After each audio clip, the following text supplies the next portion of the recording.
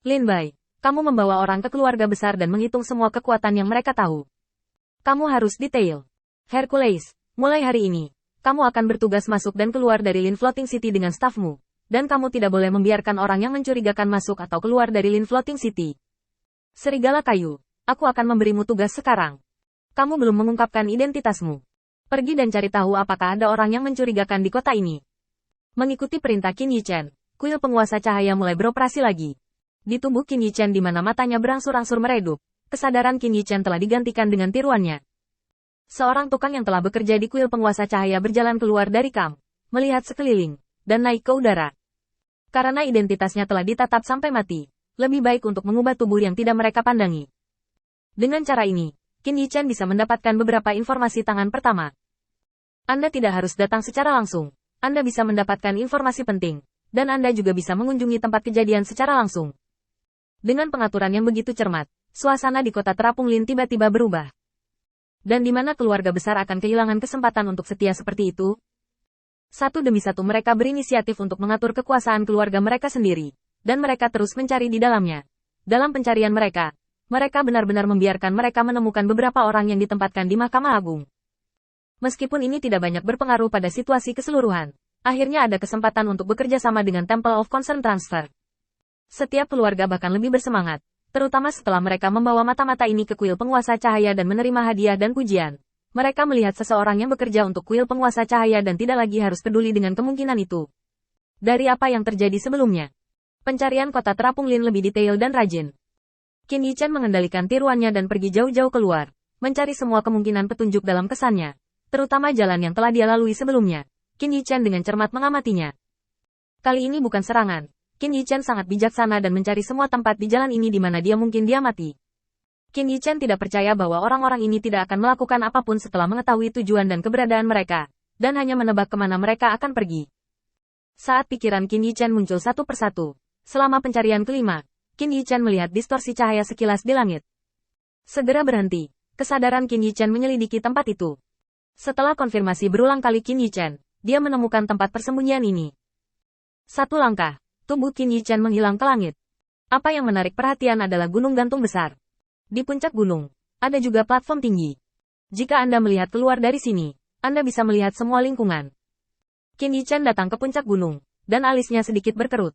Dilihat dari jejak yang tertinggal di tanah, pihak lain masih perlu menyelesaikan masalah makan dan minum. Ini membuat Qin Yichen sedikit terkejut. Mungkinkah seseorang yang bahkan tidak memiliki bigu berani menyerang rakyatnya sendiri?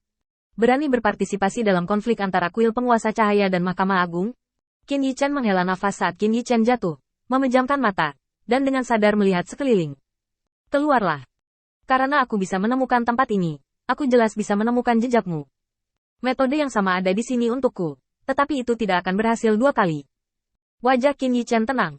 Ada 10 orang yang bersembunyi di atas gunung gantung. Kekuatan dari 10 orang ini sangat berbeda. Jelas, pihak lain berniat untuk menguji kekuatannya sendiri. TSK. Sekarang ada rumor di dunia abadi bahwa Lord of Light adalah yang paling misterius dan tidak dapat diprediksi.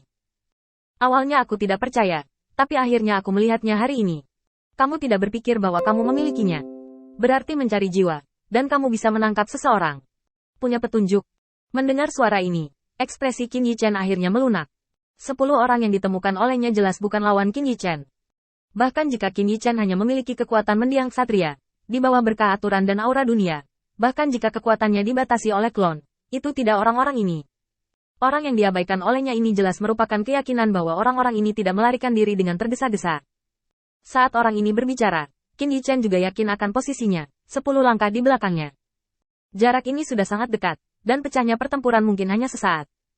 Qin Yichen menarik napas dalam-dalam. Dia harus bersedia menemaninya dalam pertempuran ini. Bagaimanapun, kerugiannya hanyalah tiruan. Tidak peduli berapa banyak yang dia dapatkan, Qin Yichen memiliki inisiatif dan keuntungan mutlak dalam memahami cara lawan. Apakah kamu akan pergi bersama, atau satu persatu? Suara di belakang Qin Yichen tiba-tiba menghilang tanpa jejak, dan malah terdengar beberapa ratus langkah dari Qin Yichen. Saya tidak berani menghadapi Anda dengan gegabah. Saya tidak begitu sombong dan arogan seperti orang yang tidak bisa ditolong oleh Mahkamah Agung. Kenapa kamu tidak mencoba bertarung dengan antek-antek ini dulu? Dengan suara orang itu, kesadaran Qin Yichen mengunci orang itu lagi.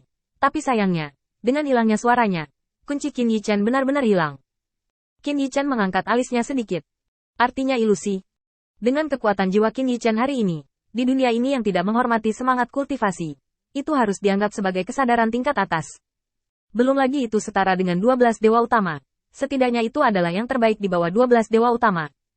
Untuk dapat melarikan diri dari kunci Qin Yichen, jelas membutuhkan banyak kekuatan.